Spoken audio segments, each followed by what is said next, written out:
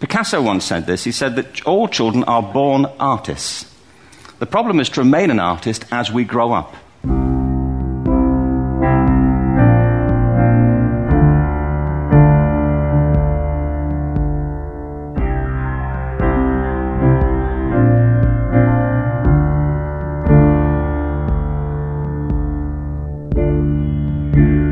The arts teach children that problems can have more than one solution. There's so much that we teach in school where there is a right answer. Life is not a multiple choice test. I worry about people who don't embrace the arts as an important part, not only of school curriculum, but an important part of life, of the very fabric of who we are as a culture.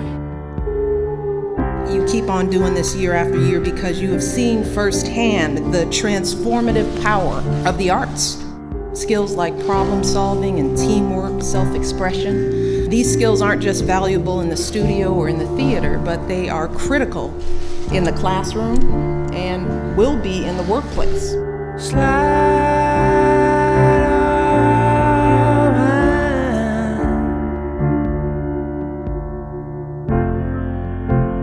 Jump off the end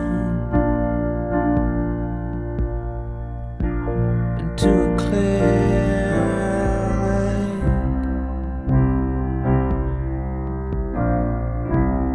No one around.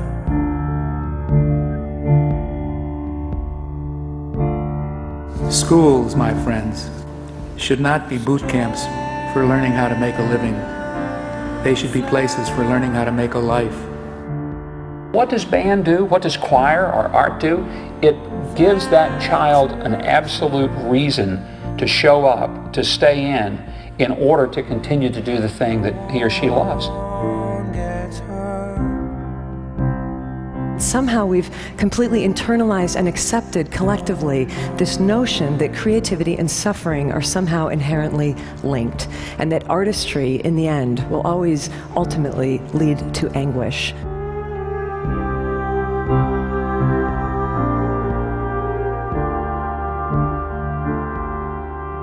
People would say, aren't you afraid you're never going to have any success? Aren't you afraid the humiliation of rejection will kill you? Aren't you afraid that you're going to work your whole life at this craft and nothing's ever going to come of it?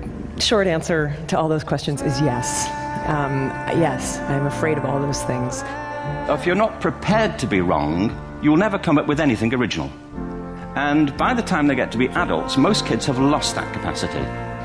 They have become frightened of being wrong. And this fear is what causes us to be conservative in our thinking. So we might have a wild idea, but we're afraid to share it with anybody else. You can't connect the dots looking forward. You can only connect them looking backwards. So you have to trust that the dots will somehow connect in your future. You have to trust in something, your gut, destiny, life, karma, whatever. Because believing that the dots will connect down the road will give you the confidence to follow your heart, even when it leads you off the well-worn path.